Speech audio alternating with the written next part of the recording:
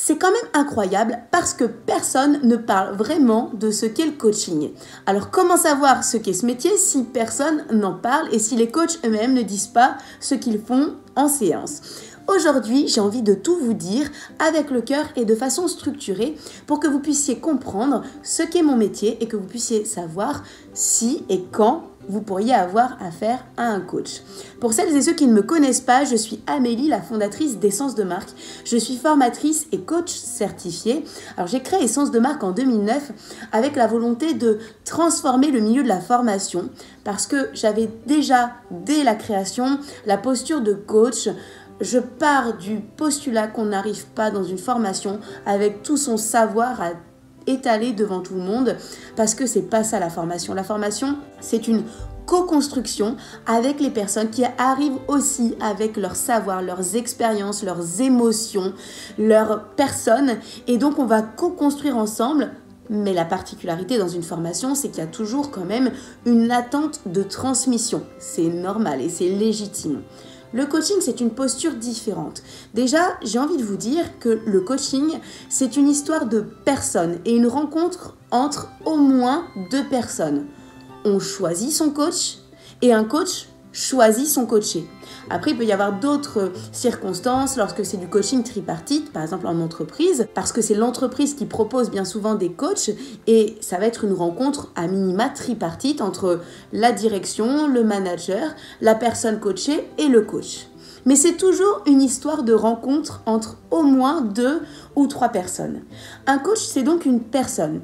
Et j'ai envie de vous dire en même temps, si c'est pas tout de suite un coup de cœur, ça n'est pas grave. Ça n'est pas grave parce que si cette personne vous interpelle, c'est certainement aussi qu'elle a des choses à vous apporter. En même temps, si c'est pas du tout un coup de cœur, n'allez pas dans la contrainte dans un coaching parce qu'il faut que vous puissiez avoir confiance en cette personne et qu'elle vous inspire confiance et qu'elle vous inspire aussi que tout est possible dans l'atteinte de vos objectifs. Un coach, c'est aussi une personne, donc avec toute sa subjectivité et tout ce que cela comporte chez l'être humain, mais c'est surtout une personne qui est qualifiée, qui est formée, qui a de l'expérience et qui continue à faire un travail sur elle de façon éthique et responsable. Voilà qui pourrait un peu mettre de côté le postulat selon lequel tout le monde est un petit peu coach. Et bien en fait, pas du tout, parce qu'il faut être qualifié et je peux vous attester du fait que c'est un vrai métier avec une certification, avec un parcours de formation et de l'expérience. Moi, j'ai envie de prendre une paire de ciseaux, je vous coupe les cheveux et je dis que je suis coiffeuse parce que je vous ai coupé les cheveux. Et ben pas du tout, parce que ça se développe, ça s'apprend et on peut pas s'autoproclamer coach parce qu'on en a envie et parce qu'on aime aider les gens.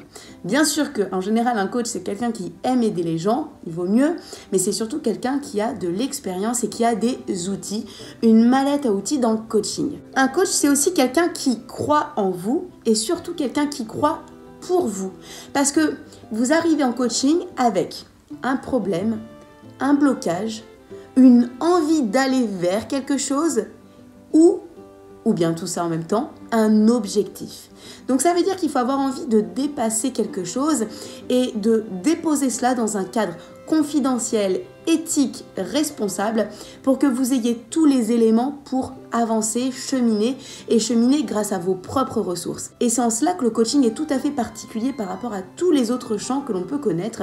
C'est que le coaching, c'est un cadre de confidentialité dans lequel vous allez poser les choses, mettre des mots et le coach va vous apporter systématiquement, séance après séance, des outils et des questionnements pour vous permettre de trouver vos propres réponses. Alors, c'est pas parce que je sais vous poser des questions que je vais vous coacher.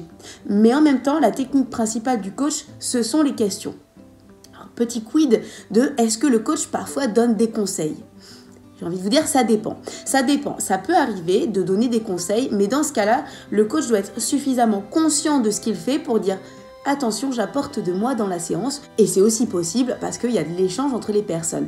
Mais réellement, dans le coaching, c'est vous qui allez travailler sur vous, avec vous et avec l'aide de ce coach qui va vous mettre des outils. Ça veut dire que le coaching, il y a une obligation de moyens et pas de résultats. Vos objectifs, c'est vous qui allez les atteindre. Et s'ils ne sont pas atteints, ça sera aussi vous qui en serez responsable. Alors, est-ce que ça veut dire que le coach, finalement, n'est responsable de rien ? Le coach a l'obligation de vous mettre sur votre chemin tous les moyens, les ressources pour vous aider à grandir.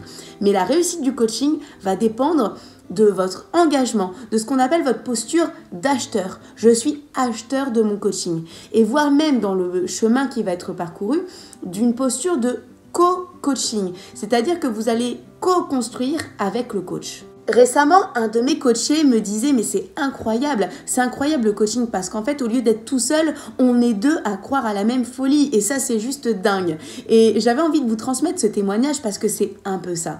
C'est un peu ça. En fait, votre coach va croire en vous, va croire pour vous et ce dans quoi vous étiez seul jusqu'à présent à croire, là, vous allez être deux avec quelqu'un qui, pour une fois, et c'est tellement rare dans la vie, ne va pas dire « ah ça me fait penser, moi aussi j'ai vécu pareil, ça me rappelle telle histoire ». Non, le coach ne va pas transmettre lui, son expérience qu'il est. Il va vous aider à travailler sur vous et avec vous et vous seul.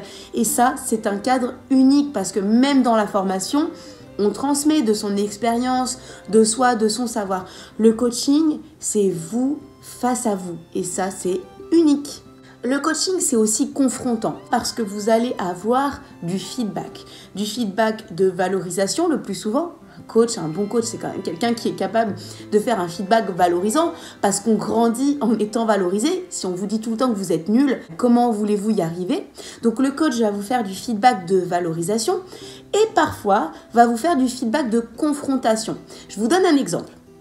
Vous avez un rendez-vous pour votre séance de coaching et il se passe des choses dans votre tête, vous ne venez pas, vous êtes en retard, ou alors vous dites dans la séance « je suis désolée, je vais avoir un appel téléphonique » et d'une façon peut-être inconsciente, vous esquivez votre séance.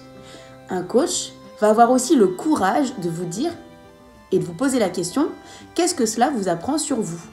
Et parfois, ça peut être très confrontant parce qu'on peut très bien avoir tendance à dire « non, mais c'était pas fait exprès, j'avais un appel très important, j'en suis désolée ». En réalité, ça apprend toujours quelque chose sur soi. Parce que si c'était un rendez-vous si important où vous jouez toute votre vie, vous n'auriez pas répondu à ce coup de téléphone, ou vous ne vous seriez pas absenté de votre séance, ou vous ne l'auriez pas raccourci. Et il n'y a pas de jugement là-dessus, c'est juste une observation dans la neutralité et la bienveillance. Qu'est-ce que tel ou tel élément m'apprend sur moi. Et ça, c'est le coaching qui peut vous l'apporter. Il n'y aura rien d'autre qui pourra vous l'apporter. Également, le coaching doit vous apporter de l'autonomie.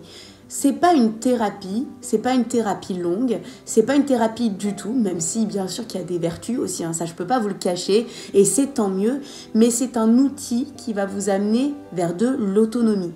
Donc au bout d'un certain nombre de séances, lorsque votre objectif sera atteint, vous devez être totalement autonome de votre coach. Si vous avez envie de garder des contacts après avec votre coach, c'est libre à vous.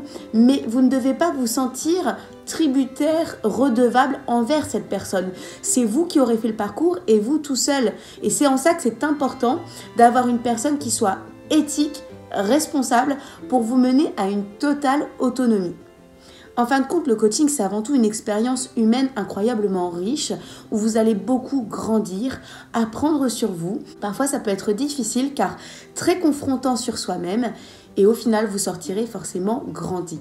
La question n'est pas tellement de savoir est-ce que le coaching est utile. La question aujourd'hui est de savoir quand est-ce et à quel moment vous aurez besoin d'un coach et du coaching parce que on a tous, et moi y compris, moi-même la première, besoin d'être aidé, accompagné dans son parcours. Et en tant qu'être humain, on ne se construit pas tout seul, on se construit aussi avec les autres, on grandit avec les autres.